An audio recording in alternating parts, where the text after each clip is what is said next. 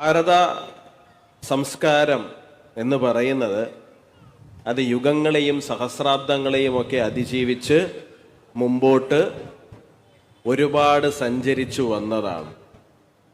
അത് അനാദികാലം മുതൽ സഞ്ചരിച്ച് നമ്മൾ ഇന്നീ സംസാരിച്ചു കൊണ്ടിരിക്കുന്ന 21-ാം നൂറ്റാണ്ടില് കലിയുഗത്തിന്റെ ഈ 2000 വർഷങ്ങളല്ലേ, കലിയുഗത്തിന്റെ എന്നല്ല, കലിയുഗം ഒരുപാട് പിന്നിട്ടു.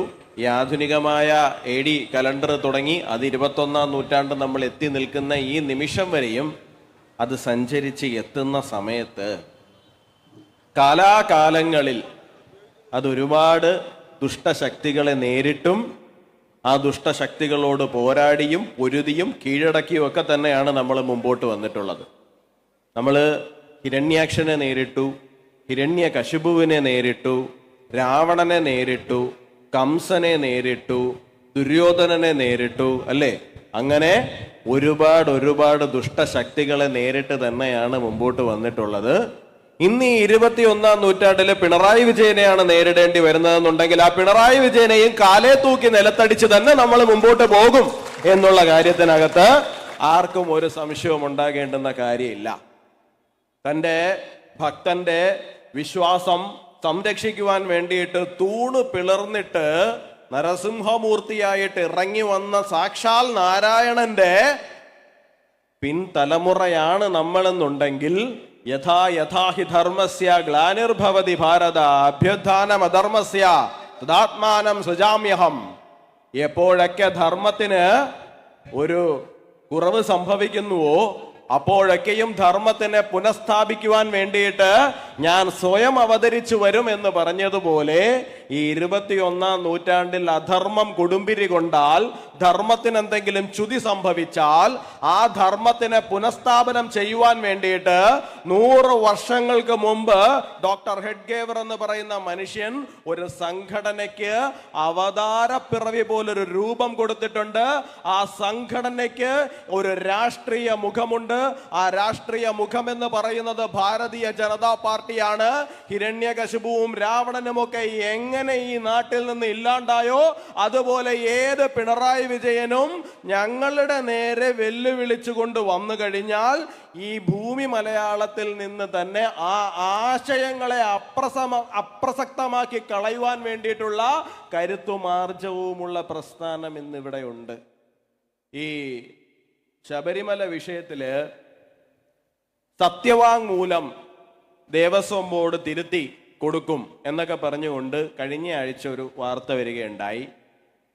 ഇന്ന് ഇങ്ങോട്ട് വരുന്ന വഴിക്ക് MV ഗോവിന്ദൻ പറയുന്നുണ്ട്, ഞങ്ങളുടെ നിലപാടിൽ മാറ്റമൊന്നുമില്ല, CPM-ന്റെ നിലപാടിൽ മാറ്റമൊന്നുമില്ല, CPM പഴയ നിലപാടിൽ തന്നെയാണ് ഞങ്ങൾ നിൽക്കുന്നത്, ഞങ്ങൾ കൂടി ആലോചിക്കും, പോളിറ്റ് ബ്യൂറോ കൂടും, അല്ലേ?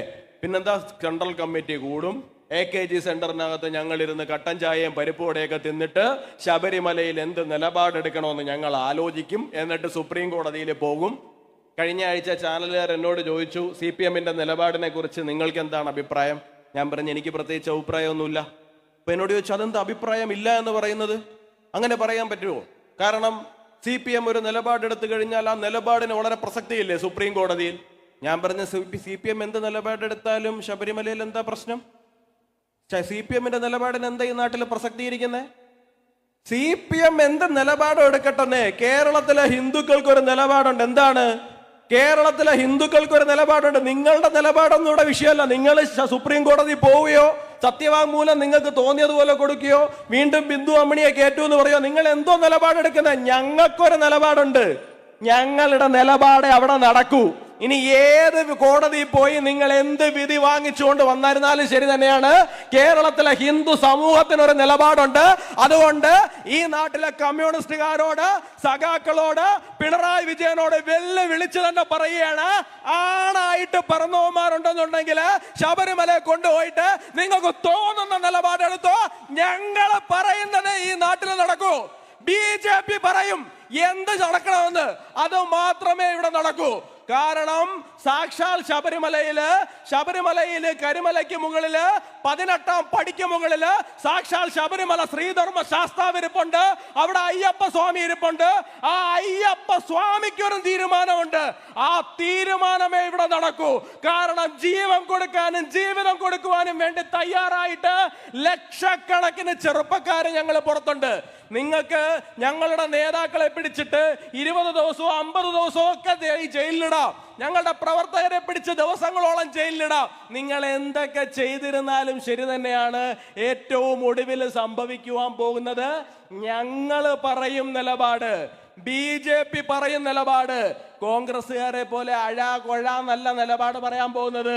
പൗഡർ കുട്ടപ്പന്മാര് ഏതെങ്കിലും സ്റ്റുഡിയോക്ക് അകത്ത് കയറിയിരുന്ന് പൗഡറും ഇട്ടുകൊണ്ട് ഞങ്ങളും ഇതിനൊപ്പം ആണ് കേട്ടോ എന്ന് പറയുന്ന പോലത്തെ നിലപാടൊന്നും അല്ല. നിങ്ങൾ കണ്ട മനീതി സംഘങ്ങളെ ഉൾപ്പെടെയുള്ള സംഘങ്ങളെ എഴുന്നള്ളിച്ചുകൊണ്ട് അങ്ങോട്ടേക്ക് വന്നു കഴിഞ്ഞാൽ വരുന്നതിന്റെ 10 ഇരട്ടി സ്പീഡിൽ തിരിച്ചു ഓടുക എന്നുള്ളതിനപ്പുറത്തേക്ക് യാതൊന്നും തന്നെ ഈ നാട്ടിൽ നടക്കാൻ പോകുന്നില്ല. ഞങ്ങൾ ഇവിടെ കൂടിയിരിക്കുന്ന വിശ്വാസ സംരക്ഷണ സംഗമം നിങ്ങൾ കരുതുന്നത് എന്താണ്? അയ്യോ, നമ്മുടെ ശബരിമലയിൽ നിങ്ങൾ മറിച്ചൊരു നിലപാടെടുക്കരുതേ എന്ന് അഭ്യർത്ഥിക്കാനാണ്. അങ്ങനെ അഭ്യർത്ഥിക്കാനല്ല. നിങ്ങളോട് ഒരു കാര്യം വളരെ തുറന്നു തന്നെ പറയാനാണ് ഞങ്ങൾ ആഗ്രഹിക്കുന്നത്. നിങ്ങൾക്ക് എന്ത് നിലപാടെടുക്കണോ നിങ്ങൾ ആ നിലപാടൊക്കെ പോയിട്ട് എടുക്കുക. ഞങ്ങൾ പറയും, ആ പറയുന്നത് മാത്രമേ ഈ നാട്ടിലെടുക്കൂ. MV ഗോവിന്ദനും പിണറായി വിജയനും ബേബി സഖാവിനും ഒക്കെ, ബേബി സഖാവിന്റെ സ്വന്തം നാട് കൂടിയൊക്കെയാണല്ലോ ഇത്, ഇവിടെ നിന്നുകൊണ്ട് തന്നെ പറയാണ്, നിങ്ങൾക്ക് തോന്നുന്ന നിലപാടെടുത്തോ. ഇത് വെല്ലുവിളിയാണ് എന്ന് കരുതുന്നുണ്ടെങ്കിൽ വെല്ലുവിളിയായിട്ട് എടുത്തോ. ഇത് ഭീഷണിയാണ് എന്ന് കരുതുന്നെങ്കിൽ ഇത് ഭീഷണിയായിട്ട് എടുത്തോ. ഞങ്ങൾ പറയും ശബരിമലയിൽ എന്താണ് നിലപാടെന്ന്. ഞങ്ങൾക്ക് MLA ഇല്ല, ഞങ്ങൾക്ക് നിങ്ങളുടെ ഭരണത്തിലൊന്നും പങ്കാളിത്തം ഇല്ല. പക്ഷേ കേരളത്തിലെ ഭാരതീയ ജനതാ പാർട്ടി പറയുകയാണ്, ഞങ്ങൾ പറയുന്നത് മാത്രമേ അവിടെ നടക്കൂ.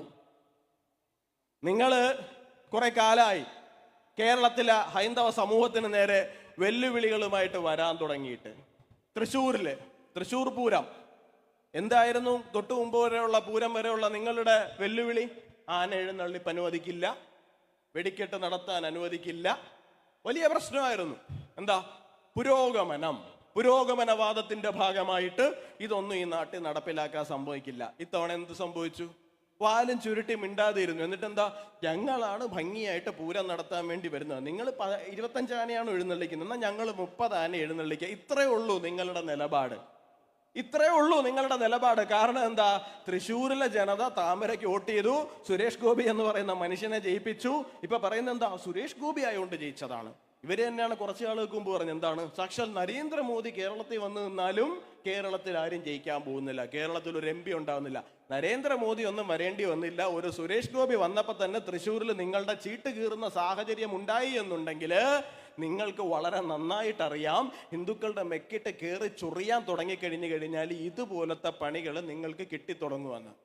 പണ്ട് ഒരു 5-6 വർഷങ്ങൾക്ക് മുമ്പ് ആറ്റുകാലില് വലിയ പ്രശ്നമാണ്. എന്താ ആറ്റുകാലില്? അയ്യോ, റോഡ് കയ്യേറി പൊങ്കാലയിടുന്നു, ഞങ്ങൾക്ക് വഴി നടക്കാൻ പറ്റുന്നില്ല, ഞങ്ങളുടെ സഞ്ചാര സ്വാതന്ത്ര്യം തടയുന്നു. ഇത്തവണ എന്താ പറയുന്നേ? ഞങ്ങളാണ് കൂടുതൽ നന്നായിട്ട് പൊങ്കാല നടത്തുന്ന ആൾക്കാർ. ഇപ്പൊ പറയുന്ന ഞങ്ങളാണ് കൂടുതൽ നന്നായിട്ട് പൊങ്കാല നടത്തുന്ന ആൾക്കാർ എന്നുള്ളതാണ്. ഒരു രാഷ്ട്രീയ പാർട്ടിയെ സംബന്ധിച്ചിടത്തോളം, പ്രത്യേകിച്ചും കമ്മ്യൂണിസ്റ്റ് പാർട്ടി എന്നൊക്കെ പറയുന്ന പോലത്തെ ചില പ്രസ്ഥാനങ്ങളെ സംബന്ധിച്ചിടത്തോളം എടുക്കുന്ന നിലപാടുകളിൽ വ്യക്തതയുണ്ടാകണം, ദൃഢതയുണ്ടാകണം. സ്വന്തം ആശയത്തോട് പോട്ടെ, ജനങ്ങളോട് നിങ്ങൾക്ക് പ്രത്യേകിച്ച് കമ്മിറ്റ്മെന്റ് ഇല്ല, അല്ല എന്നുണ്ടെങ്കിൽ അവരോട് നിങ്ങൾ പറയുന്ന കാര്യങ്ങളിൽ കൂറ് പുലർത്താൻ സാധിക്കുന്നില്ല, ഞങ്ങൾക്ക് മനസ്സിലാകും. പക്ഷേ സ്വന്തം നിലപാടുകളിൽ അവനവനോടെങ്കിലും നിങ്ങൾക്ക് എന്തെങ്കിലും ഒരു ആത്മാർത്ഥത പുലർത്താൻ വേണ്ടിയിട്ട് സാധിക്കണ്ടേ? എന്തെങ്കിലും ഒരു ആത്മാർത്ഥത പുലർത്താൻ വേണ്ടിയിട്ട് സാധിക്കണ്ടേ? 1000 തെരഞ്ഞെടുപ്പുകളിൽ തോറ്റാലും ഞങ്ങളുടെ നിലപാട് ഇതാണ്. ഞങ്ങൾക്ക് രാഷ്ട്രീയ വിജയമല്ല പ്രധാനം. ഞങ്ങൾ എത്ര തെരഞ്ഞെടുപ്പുകൾ തോക്കുന്നു എന്ന് നോക്കിയിട്ടല്ല ഞങ്ങൾ നിലപാടുകൾ എടുക്കുന്നത്. ഒരൊറ്റ തെരഞ്ഞെടുപ്പ് തോറ്റപ്പോ തന്നെ നിലപാടുമില്ല, നിലപാട് കിടന്നെടുത്ത് നിലപാടിന്റെ പൂടയുമില്ല എന്ന് പറയുന്ന സ്ഥിതിയായി. അയ്യപ്പ സ്വാമിയെ കെട്ടിക്കാൻ നടന്നൊരു മനുഷ്യനുണ്ടായിരുന്നു. M സ്വരാജ് എന്നാണ് അദ്ദേഹത്തിന്റെ പേര്. സഖാവ് സ്വരാജ് ഞാൻ വലിയ ബൗദ്ധിക പണ്ഡിതനാണ് എന്നൊക്കെ കാണിക്കാൻ വേണ്ടി ശബരിമല സമര സമയം മുതല് വല്ലാത്ത രീതിയിൽ ശബരിമലയെയും അയ്യപ്പ സ്വാമിയെയും നമ്മുടെ വിശ്വാസങ്ങളെയും എല്ലാം വല്ലാത്ത രീതിയിൽ വക്രീകരിച്ചുകൊണ്ട് ചില പ്രസംഗങ്ങളും പ്രസ്താവനകളുമായിട്ട് നാടൊട്ട് കോടി നടന്നതാണ്. ഈ അയ്യപ്പന്റെ ശക്തിയെ കുറിച്ചിട്ട് ഇപ്പോ നമുക്ക് വലിയ വിശ്വാസം നമ്മളിൽ പലർക്കും, ഇപ്പൊ നമ്മുടെ കൂട്ടത്തിൽ പല നിരീശ്വരവാദികളെയും ഞാൻ കണ്ടിട്ടുണ്ട്. ഈ സംഘപരിവാർ ഭാഗത്ത് ഒരുപാട് നിരീശ്വരവാദികളെ ഞാൻ കണ്ടിട്ടുണ്ട്. പക്ഷേ ഇപ്പൊ ഒരൊറ്റ നിരീശ്വരവാദി പോലും അവശേഷിക്കുന്നില്ല എന്ന് പറയുന്ന ഒരു പ്രസ്ഥാനം ഇന്ന് ലോകത്തുണ്ട് എന്നുണ്ടെങ്കിൽ അത് കമ്മ്യൂണിസ്റ്റ് പാർട്ടിയാണ്. ഇന്ന് ഒരൊറ്റ നിരീശ്വരവാദി പോലും സ്വന്തം പാളയത്തിലില്ല എന്ന് എനിക്ക് 100% ഉറപ്പുള്ള ഒരു പ്രസ്ഥാനം ഉണ്ട് എന്നുണ്ടെങ്കിൽ അത് കമ്മ്യൂണിസ്റ്റ് പാർട്ടിയാണ്. അത് മറ്റൊന്നും കൊണ്ടല്ല, അന്നത്തെ പാർട്ടി സെക്രട്ടറി ആയിരുന്ന സാക്ഷാൽ കോടിയേരി ബാലകൃഷ്ണന്റെ മകൻ തന്നെ കെട്ടി ശബരിമലയ്ക്ക് പോയിട്ട് അയ്യപ്പ മാപ്പാക്കണേ എന്നും പറഞ്ഞിട്ട് അവിടെ പോയി കമന്ന് കിടക്കുന്നത് നമ്മൾ കണ്ടതാണ്. നമ്മുടെ അമൃതാനന്ദമയി അമ്മയുടെ ജന്മവാർഷികത്തിൻ്റെ അന്ന് ഞാൻ നോക്കിയപ്പോൾ സാധാരണ ഇതിൽ നമ്മളൊക്കെ കയറുക അമ്മയുടെ അനുഗ്രഹം മേടിക്കുകയൊക്കെ ചെയ്യുന്നതാണ്. പക്ഷേ ഇത്തവണ എന്താ, സഖാക്കന്മാരെ തട്ടിയിട്ട് അങ്ങോട്ട് കയറാൻ പറ്റാത്ത അവസ്ഥ. എന്താ, അമ്മേ മഹാമായേ ഞങ്ങളെ കാത്തോളണേ എന്ന് പറഞ്ഞിട്ട് അവിടെയും ചെന്ന് പാണ്ട് കിടപ്പാണ്. അപ്പോ ഈ അയ്യപ്പനോട് എന്ന് കളിക്കാൻ വേണ്ടിയിട്ട് തുടങ്ങിയോ അന്ന് മുതൽ തുടങ്ങിയതാണ് സഖാക്കളുടെ കഷ്ടപ്പാടും ദുരിതവും എന്ന് പറയുന്നത്. ഇപ്പോ കുറച്ച് ദിവസം ഇപ്പൊ ഞാൻ സംശയം ഉണ്ടെങ്കിൽ നിങ്ങൾ നോക്കണം, ഈ കണ്ണൂരിലെ പാർട്ടിയുടെ ഏതാണ്ട് അതേ സ്വഭാവം വരുന്ന ഒരു പാർട്ടിയാണ് ഈ കൊല്ലം ജില്ലയിലെ കടക്കലിലെ CPM എന്ന് പറയുന്നത്. ഇപ്പൊ കടക്കലിലെ CPMകാരോട് നിങ്ങൾ ചെന്ന് ചോദിച്ചോണ്ടല്ലോ, നമ്മളെക്കാളും വലിയ വിശ്വാസികൾ എന്താണെന്നറിയോ, കാലാകാലങ്ങളായിട്ട് കാത്തുവെച്ച കോട്ടയായിരുന്നു കടക്കൽ എന്ന് പറയുന്നത്. കടക്കല് കുമ്മിൾ പഞ്ചായത്ത് എന്ന് പറയുന്നത്. കഴിഞ്ഞ തവണ കടക്കത്തമ്പുരാട്ടിയുടെ അവിടെ ഉത്സവം നടത്താൻ പോയിട്ട് അവിടെ ചെന്ന് പുഷ്പനെ അറിയാമോ, ഞങ്ങളുടെ പുഷ്പനെ അറിയാമോ എന്നൊക്കെ പറഞ്ഞ് പാട്ടുവിട്ട് കോപ്രായം കാണിച്ചു കൈയിരുന്ന പഞ്ചായത്ത് പോയി. ഇപ്പൊ സഖാക്കൾ പറയുന്നത് എന്താണെന്നറിയാമോ, തമ്പുരാട്ടിക്ക് പണ്ട് ഞങ്ങളുടെ കൂടെ ആയിരുന്നു, ഇപ്പൊ തമ്പുരാട്ടിക്ക് ഞങ്ങളുടെ എന്തോ വിഷമമുണ്ട്, അത് കാരണം ഞങ്ങളുടെ പഞ്ചായത്തിന്റെ ഭരണവും പോയി എന്നാണ്.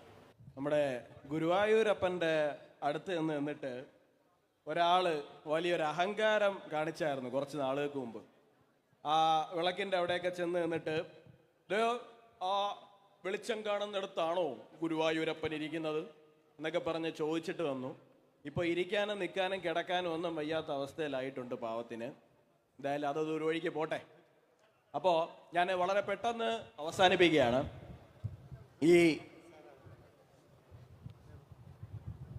ശ്രീരാമൻ അവതാരം എടുക്കുന്നതിന് രാവണനെ നിഗ്രഹിക്കുക എന്ന് പറയുന്ന ഒരു ഉദ്ദേശം മാത്രമല്ല ഉണ്ടായിരുന്നത്. ആ ത്രേതായുഗത്തിൻ്റെ അന്ത്യത്തോടടുക്കുന്ന കാലഘട്ടത്തിൽ ഭൂമിദേവിക്ക് ഭാരം സഹിക്കാൻ വയ്യാത്ത സാഹചര്യമായിരുന്നു. ഭൂമിദേവിക്ക് ഭാരം സഹിക്കാൻ വയ്യ എന്ന് പറഞ്ഞു കഴിഞ്ഞാൽ പാപത്തിൻ്റെ ഭാരമാണ്. പാപത്തിൻ്റെ ഭാരം എന്ന് പറയുമ്പോൾ അസുരന്മാരുടെ വിളയാട്ടം. അസുരന്മാരുടെ വിളയാട്ടം എന്ന് പറഞ്ഞു കഴിഞ്ഞാൽ രാക്ഷസന്മാരെയും രാക്ഷസികളെയും കൊണ്ട് ഭൂമി അവരുടെ അഴിഞ്ഞാട്ടം കാരണം സഹിക്കാൻ കഴിയില്ല എന്ന് പറയുന്ന ഒരു സാഹചര്യത്തിലേക്ക് എത്തിയതായിരുന്നു. അപ്പോൾ ഇതിനെ എല്ലാത്തിനെയും കൂടി കൂട്ടത്തോടു കൂടി നിഗ്രഹിക്കണം. ഇതിനെ എല്ലാത്തിനെയും കൂടി കൂട്ടത്തോടു കൂടി നിഗ്രഹിക്കണമെങ്കിൽ എന്ത് സംഭവിക്കണം? എന്തെങ്കിലും ഒരു മഹാസംഭവം ഉണ്ടാകണം. ആ മഹാസംഭവം ഒരു മഹാദുരന്തവുമായിരിക്കണം. അപ്പോ ആ പറഞ്ഞതുപോലെയാണ് നമ്മുടെ കേരളത്തിൻ്റെ അവസ്ഥ. കേരളത്തിലും ഈ പറയുന്ന ദുഷ്ടന്മാരുടെ വിളയാട്ടം കാരണം ആൾക്കാർക്ക് ഇറങ്ങി നടക്കാൻ വയ്യാത്തൊരു സാഹചര്യം. മര്യാദയ്ക്ക് ഒരു കച്ചവടം തുടങ്ങാൻ വയ്യ.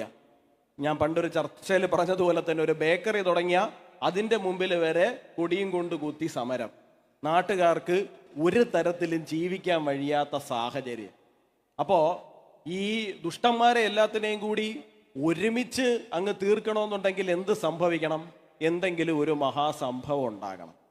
താടകം മുതൽ കുംഭകർണം മുതൽ ഇന്ദ്രജിത്ത് മുതൽ അങ്ങ് രാവണം വരെയുള്ള മുഴുവൻ അസുരന്മാരെയും നിഗ്രഹിച്ചിട്ടാണ് ആര് പോകുന്നത്? ശ്രീരാമൻ പോകുന്നത്. അതിന് കാരണമായ സംഭവം എന്തായിരുന്നു? സീതാപഹരണമായിരുന്നു. ആ പറഞ്ഞതുപോലെയാണ് എന്താണ്, ശബരിമലയ്ക്കകത്ത് കയറിയിട്ട് ചൊറിയാൻ വേണ്ടിയിട്ട് ആർക്ക് തോന്നിയത്? നമ്മുടെ പിണറായി വിജയനും പിണറായി വിജയന്റെ സർക്കാരിനും തോന്നിയത്. നേരെ ശബരിമലയ്ക്കകത്ത് പോയി അവിടെ ചെന്ന് വിപ്ലവം നടത്താൻ നോക്കി, അവിടെ കയറി പുരോഗമനം വലത്താൻ നോക്കി. അങ്ങനെ ആ ശബരിമലയ്ക്കകത്ത് എന്തൊക്കെ കോപ്രായങ്ങൾ കാണിച്ചു കൂട്ടാൻ പറ്റുമോ അമ്മാതിരി കോപ്രായങ്ങളെല്ലാം കൂടി ഒരു കുറെ ഇടതുപക്ഷ ആക്ടിവിസ്റ്റുകൾ എന്ന് പറയുന്ന ആൾക്കാർ, രഹന ഫാത്തിമ, ബിന്ദു അമ്മിണി, ഇല്ലേ, നമ്മൾ പേര് കേട്ടിട്ട് നമുക്ക് ചില കാര്യങ്ങളൊക്കെ നമുക്ക് ആ സമയത്ത് നമ്മൾ കണ്ട് ചിരിച്ചു പോയെങ്കിലും നമ്മളൊന്ന് ആലോചിച്ച് നോക്കണം. ഒരു പെണ്ണും പിള്ള കഴക്കൂട്ടത്തൊന്ന് വണ്ടിയും വിളിച്ച് ശബരിമലയിൽ ചെന്ന് നിന്നിട്ട് എന്താണ്, അവരവിടെ നിന്നിട്ട് ചെരുപ്പൊക്കെ ഇട്ടിട്ട് കയറാൻ പോവുക ശബരിമലയിലേക്ക്. അപ്പോൾ അവിടെ നിന്നവർ ചോദിച്ചു, നിങ്ങൾ ചെരുപ്പൊക്കെ ഇട്ടിട്ടാണോ ശബരിമലയിൽ കയറുന്നത്? അയ്യോ, ചെരുപ്പിടാതെ കയറി കഴിഞ്ഞാൽ എനിക്ക് കാല് വഴുക്കും. എത്ര അവർ ചോദിക്കുകയാണ്, നിങ്ങൾ ഇതിനു മുമ്പ് ശബരിമല വന്നിട്ടുണ്ട്? ഇല്ല, വന്നിട്ടില്ല. പിന്നെ എന്തിനാ ഇപ്പം വന്നത്? ഇപ്പൊ ഈ വാർത്തയിലൊക്കെ കാണിക്കുമല്ലോ, അതുകൊണ്ട് വന്ന. നിങ്ങളൊന്ന് ആലോചിച്ച് നോക്കണം, നമ്മുടെ ഒരു ക്ഷേത്രത്തിനെ എത്ര അപഹാസ്യമായിട്ടാണ് ആ സമയത്ത് തെരുവുകളിലേക്കും നമ്മുടെ ചാനലുകളിലേക്കും വലിച്ചിഴയ്ക്കുവാൻ വേണ്ടിയിട്ടുള്ള സാഹചര്യം പിണറായി വിജയൻ സർക്കാർ ഉണ്ടാക്കിയത് എന്നുള്ള കാര്യം. പിണറായി വിജയനോട് സുപ്രീം കോടതി പറഞ്ഞില്ല, നിങ്ങൾ ഇത്രാമത്തെ ദിവസത്തിനകത്ത് വനിതകൾ അല്ലെങ്കിൽ യുവതികളെ അകത്തേക്ക് കയറ്റണം, ആചാരം ലംഘിപ്പിക്കണം എന്ന് സുപ്രീം കോടതി പിണറായി വിജയനോട് പറഞ്ഞില്ല. സുപ്രീം കോടതി പിണറായി വിജയനോട് പറഞ്ഞില്ല, നിങ്ങൾ ഏതെങ്കിലുമൊക്കെ 2-3 പേരെ കണ്ടുപിടിച്ചു കൊണ്ടുവന്ന് അവരെ നിർബന്ധിച്ച് മലയിലേക്ക് കയറ്റണം എന്നുള്ള കാര്യവും പിണറായി വിജയനോട് സുപ്രീം കോടതി പറഞ്ഞില്ല. സുപ്രീം കോടതിയിൽ ഒരു വിധി വന്നു. ആ വിധി നടപ്പിലാക്കുവാൻ വേണ്ടിയിട്ടുള്ള അവധാനത കാണിക്കണോ വേണ്ടയോ എന്നുള്ളത് ആരുടെ ഔചിത്യമായിരുന്നു? പിണറായി വിജയൻ സർക്കാരിന്റെ, അല്ലെങ്കിൽ കേരളം ഭരിച്ചുകൊണ്ടിരിക്കുന്ന സർക്കാരിന്റെ ഔചിത്യമായിരുന്നു. ആ വിധിക്കെതിരായിട്ട് ഒരു റിവിഷൻ പെറ്റീഷൻ പോകാൻ വേണ്ടിയിട്ടുള്ള സാവകാശം, തൽസ്ഥിതി തൽക്കാലത്തേക്ക് തുടരണം, ഇതൊന്ന് സുപ്രീം കോടതിയിലേക്ക് എത്തിക്കോട്ടെ, അതുവരെയുള്ള ഒരു സാവകാശം കാണിക്കണം, അതുവരെയുള്ള ഒരു സമാധാനം തരണം എന്ന് പറഞ്ഞപ്പോൾ സൂചി കുത്താനുള്ള ഇടം പോലും തരില്ല എന്ന് പറയുന്ന തരത്തില് ദുര്യോധനന്റെ പ്രേതം കൂടിയ അവസ്ഥയിലായിരുന്നു ആര്? പിണറായി വിജയൻ. ആ പിണറായി വിജയന്റെ സർക്കാർ ഇപ്പൊ പറയുകയാണ്, എന്താണ്, ഞാൻ നേരത്തെ പറഞ്ഞതുപോലെ നമ്മള് ശബരിമലയില് പുനർവിചിന്തനം നടത്തും എന്ന്. ഞാൻ ആദ്യം പറഞ്ഞത് തന്നെ വീണ്ടും നിങ്ങളോട് ചോദിക്കുന്നു, സുരേഷ് ഏട്ടന്റെ മുമ്പിൽ വെച്ച് ചോദിക്കുകയാണ്. സുരേഷ് ഏട്ടൻ ഇപ്പൊ അവര് പറയുന്നത് എന്താണ്? ശബരിമലയിൽ നിലപാട് തിരുത്തും എന്ന് പറയുന്നു, ചിലപ്പോ പറയും തിരുത്തില്ല എന്ന് പറയുന്നു. ഞാൻ ചോദിക്കുന്നത്, ഇവര് നിലപാട് തിരുത്തിയാലും തിരുത്തിയില്ലെങ്കിലും നമുക്ക് എന്താണ് എന്നാണ്. നമുക്കൊരു നിലപാടുണ്ട്, ഭക്തർക്കൊരു നിലപാടുണ്ട്. പിണറായി വിജയൻ എന്ത് നിലപാടെടുത്താലും അത് അയാളുടെ AKG സെന്ററിന്റെ അപ്പുറത്തേക്ക് നടപ്പിലാക്കാൻ വേണ്ടിയിട്ട് സാധിക്കില്ല. നമ്മളൊരു തീരുമാനം എടുത്തിട്ടുണ്ട്, ആ തീരുമാനം മാത്രമേ ശബരിമലയിൽ നടക്കുകയുള്ളൂ. നിങ്ങൾ സുപ്രീം കോടതിയിൽ പോവുക, സുപ്രീം കോടതിയിൽ പോയിട്ട് നിങ്ങൾക്ക് തോന്നുന്ന പോലെ നിലപാടെടുക്കുക, നിങ്ങൾ തോന്നുന്ന പോലെ വാദിക്കുക, നിങ്ങൾക്ക് ഇഷ്ടമുള്ള വിധിയും വാങ്ങിച്ചിട്ട് ഇങ്ങോട്ട് കൊണ്ടുവരിക. പക്ഷേ ഞങ്ങളൊരു തീരുമാനം എടുത്തിട്ടുണ്ട്, ആ തീരുമാനമേ ശബരിമലയിൽ നടക്കൂ. കാരണം ശബരിമല വാഴുന്നത് സാക്ഷാൽ ശബരിമല ശ്രീധർമ്മ ശാസ്താവാണ്. 18ാം പടിക്ക് മുകളില് ശബരിമല അയ്യപ്പൻ ഒരു തീരുമാനമുണ്ട്. ആ തീരുമാനം മാത്രമേ ഈ കേരളത്തിൽ നടപ്പിലാവുകയുള്ളൂ. ആ കാര്യത്തിനകത്ത് ഒരു സംശയം ഉണ്ടാകേണ്ടുന്ന കാര്യമില്ല. അപ്പോ വിശ്വാസം സംരക്ഷണം എന്ന് പറയുന്നത് ഞങ്ങളുടെ വ്രതമാണ്. ആ വ്രതം ഞങ്ങൾ തീർച്ചയായിട്ടും അനുഷ്ഠിക്കുക തന്നെ ചെയ്യും. ഒരു പിണറായി മഹിഷിയും ഇനി ഒരു പുനർജന്മം എടുത്ത് ഇവിടെ വന്നിട്ട് കേരളത്തിന്റെ ആ വ്രതത്തിനെ തെറ്റിക്കാമെന്ന് വിചാരിച്ചാൽ ആ വ്രതം മുടങ്ങാൻ വേണ്ടിയിട്ട് പോകുന്നില്ല. കാരണം എന്താണ്? കാരണം ശബരിമല അയ്യപ്പന് മറ്റൊരു പേര് കൂടിയുണ്ട്. ആ പേര് എന്ന് പറയുന്നത് കേരള രക്ഷകൻ എന്നാണ് പേര്. കേരളത്തെ രക്ഷിക്കണം എന്നുണ്ടെങ്കിൽ അദ്ദേഹത്തിന് ഒരു അവതാരം കൂടി എടുക്കേണ്ടി വരുന്നുണ്ട്. ആ അവതാരം എന്ന് പറയുന്നത് ഒരു സംഘടനാ രൂപത്തിൽ അദ്ദേഹത്തിന്റെ സൈന്യമായിട്ടാണ് ഉണ്ടാകേണ്ടുന്നത്. ആ സൈന്യം ഉണ്ടായി വരണമെന്നുണ്ടെങ്കിൽ അതിനൊരു കാരണം വേണം. ഞാൻ നേരത്തെ പറഞ്ഞതുപോലെ സീതാപഹരണം പോലെ ഒരു കാരണം മാത്രമായിട്ട് മാറുകയാണ് എന്ത്? ശബരിമലയിലെ ഈ പറയുന്ന സോ കോൾഡ് സത്യവാങ്മൂലം എന്ന് പറയുന്നത്. നമ്മളൊരു സൈന്യമല്ലേ? ആണോ അല്ലേ? നമ്മളൊരു സൈന്യമാണോ അല്ലയോ? ആണ്. ആരുടെ സൈന്യം? ആ അയ്യപ്പന്റെ സൈന്യം അല്ലേ? സാക്ഷാൽ പന്തള രാജകുമാരന്റെ പടയാണ് നമ്മള്.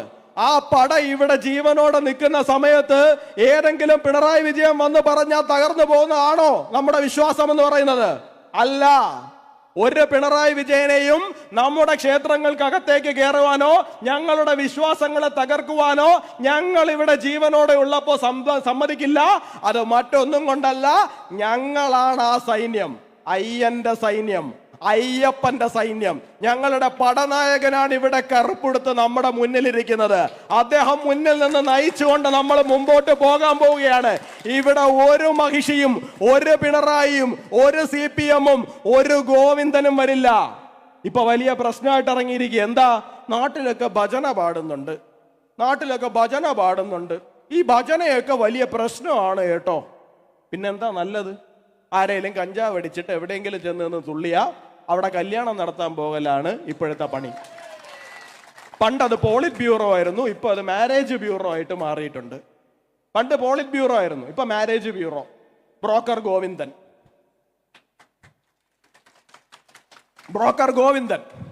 AKG ഭവനായിരുന്നു. നമുക്കറിയാവുന്നിടത്തോളം ആയില്യത്ത് കുറ്റിയേരി ഗോപാലൻ എന്നായിരുന്നു അദ്ദേഹത്തിന്റെ പേര്. ഇപ്പൊ AKG ഭവന്റെ പേര് മാറ്റി അഖില കല്യാണ ഗോപാല ഭവനം എന്നാക്കി മാറ്റി. ഒരു പാർട്ടി ഇങ്ങനെയൊക്കെ തരം താഴാമോ? എനിക്ക് മനസ്സിലാകുന്നില്ല. ഒരു പാർട്ടി ഇങ്ങനെയൊക്കെ തരം താഴാമോ? ഇതിനേക്കാളും തരം താഴ്ന്നു കഴിഞ്ഞാൽ ഇനി നിങ്ങൾ പോയി കഴിഞ്ഞാൽ മഹാബലിയായിട്ട് ചർച്ച നടത്താൻ കേട്ടോ. അദ്ദേഹം പാതാളത്തിൽ ഇരിപ്പുണ്ട് എന്നാണ് പറയുന്നത്. പാതാളത്തിലേക്ക് ഇറങ്ങിപ്പോവും. പിന്നെ കുറച്ച് കഴിഞ്ഞ് മുകളിലോട്ട് നോക്കണം മഹാബലിയെ കാണാൻ വേണ്ടിയിട്ട്. മഹാബലി വർഷത്തിൽ ഒരിക്കലെങ്കിലും ഇങ്ങോട്ടേക്ക് വരും. CPM ഇങ്ങോട്ടേക്ക് പോയി കഴിഞ്ഞു കഴിഞ്ഞാൽ 100 വർഷത്തിലൊരിക്കൽ പോലും ഈ നാട്ടിലേക്ക് തിരിച്ചു വരാൻ പറ്റാത്ത സാഹചര്യത്തിലേക്ക് നിങ്ങളുടെ പ്രസ്ഥാനം പോകും. അല്ലെങ്കിൽ ആ പ്രസ്ഥാനത്തിനെ ആ തലത്തിലേക്ക് ഇവിടുത്തെ വിശ്വാസി സമൂഹം ചവിട്ടിത്താഴ്ത്തും. നിങ്ങൾക്ക് രാഷ്ട്രീയം കളിക്കണമെങ്കിൽ കളിച്ചോ, ഒരു പ്രശ്നവുമില്ല. നിങ്ങൾക്ക് രാഷ്ട്രീയം കളിക്കണമെങ്കിൽ നിങ്ങൾ എത്ര വേണമെങ്കിലും കളിച്ചോ. പക്ഷേ അത് അയ്യപ്പന്റെ പേര് കൊണ്ടുവന്ന് കളിക്കരുത്. അയ്യപ്പ സംഗമം നടത്തണം. എന്തിനാ? പാർലമെന്റ് തെരഞ്ഞെടുപ്പ് കഴിഞ്ഞപ്പോൾ ഹിന്ദു വോട്ട് മൊത്തം ഒലിച്ചുപോയി. അപ്പൊ ഹിന്ദു വോട്ട് മൊത്തം തിരിച്ചു പിടിക്കണമെങ്കിൽ എന്ത് വേണം? അയ്യപ്പന്റെ പേരും പറഞ്ഞ് നാണം വേണ്ടേ ഉമ്മാർക്ക്? എനിക്ക് മനസ്സിലാകുന്നില്ല. ഒരു പാർട്ടിക്ക് അവരുടെ ബൈലോയിൽ പറഞ്ഞിട്ടുണ്ടോ ഞങ്ങൾക്ക് നാണം വേണ്ടാന്ന്? കള്ളം പറയാം എന്ന് എഴുതി വെച്ചിട്ടുണ്ട്. എന്താ? നമ്മുടെ ഈ ബ്രിട്ടീഷ് രാജ്ഞിയുണ്ട്, കോഹിനൂർ രത്നത്തിനെ എടുത്ത് തലയിൽ വെച്ചുകൊണ്ട് കിടക്കുക. അപ്പൊ ആൾക്കാർ പറയും ലോകത്ത് കളവ് മുതൽ, അത് ഇവിടുന്ന് മോഷ്ടിച്ചുകൊണ്ട് പോയതാണല്ലോ, ഈ മോഷണം മുതലെടുത്ത് തലയെ കൊണ്ട് കിടക്കുന്ന, ചുമന്നുകൊണ്ട് കിടക്കുന്ന ഒരേ ഒരു വ്യക്തി അവരാണ് എന്ന് പറയും. അതിന് സമാനമാണ് ഇവരെന്താണ്? ഞങ്ങൾ കള്ളം പറയും എന്നുള്ളതിന് വേറെ പേരെ കേട്ടിട്ടുണ്ട്. എന്താ? അടവ് നയം. എന്താ അടവ് നയം? അത് ഞങ്ങൾക്ക് ഇപ്പൊ ഇതാണ് അടവ്, കുറച്ച് നിങ്ങളെ പറ്റിക്കാനാണ്, കുറച്ച് കഴിയുമ്പോൾ ഞങ്ങൾ ഈ അടവ് മാറ്റി വേറൊരു അടവ് പറയും. ഇതാണ് അടവ് നയം. ഇതിനെ ആരെങ്കിലും ചോദ്യം ചെയ്തു കഴിഞ്ഞാൽ ആലപ്പുഴയിലെ G. സുധാകരന്റെ അവസ്ഥ വരും. ഇതിനെ ആരെങ്കിലും ചോദ്യം ചെയ്താൽ ആലപ്പുഴയിലെ G. സുധാകരന്റെ അവസ്ഥ വരും. കാരണം അവർക്ക് ഇപ്പൊ ആവശ്യം ആരെയാണ്? സഖാക്കളെയല്ല ആവശ്യം. അവർക്ക് ഇപ്പൊ ആവശ്യം ഒരു കൂട്ടം അടിമകളെ മാത്രമാണ്. ഒരു കൂട്ടം അടിമകൾ മാത്രം മതി. ആരും ചോദ്യം ചെയ്യാൻ പാടില്ല. ചോദ്യം ചെയ്യാനുള്ള ത്രാണിയോ ബുദ്ധിയോ വിവരമോ ഇല്ലാത്ത ഒരു കൂട്ടം അടിമകളെ സൃഷ്ടിച്ചെടുക്കുന്ന ഒരു കേന്ദ്രമായിട്ട് CPMന്റെ പാർട്ടി ഓഫീസുകൾ മാറിയിട്ടുണ്ട്. പോളിറ്റ് ബ്യൂറോ മാറി മാരേജ് ബ്യൂറോ ആയതുപോലെ തന്നെ പണ്ട് സഖാക്കളെയാണ് നിർമ്മിച്ചിറക്കിയിരിക്കുന്നത് എന്നുണ്ടെങ്കിൽ ഇപ്പൊ പിണറായിസം, പണ്ട് കമ്മ്യൂണിസം പറഞ്ഞിരുന്ന സഖാക്കളായിരുന്നു ഉണ്ടായിരുന്നതെന്നുണ്ടെങ്കിൽ ഇപ്പൊ പിണറായിസം പറയുന്ന ഒരു കൂട്ടം വിഡ്ഢികളെ മാത്രം പടച്ച് പുറത്തേക്ക് വിടുന്ന കേന്ദ്രങ്ങളായിട്ട് അവരുടെ സ്റ്റഡി ക്ലാസ്സുകളും സ്റ്റഡി സെന്ററുകളും ഒക്കെ മാറിക്കഴിഞ്ഞ ഒരു സാഹചര്യത്തിലൂടെയാണ് കാലം മുമ്പോട്ട് പൊയ്ക്കൊണ്ടിരിക്കുന്നത്. അപ്പൊ അതുകൊണ്ട് ഞങ്ങൾക്ക് നിങ്ങളോട് പറയുവാനുള്ളത് ഇത്രയേ ഉള്ളൂ.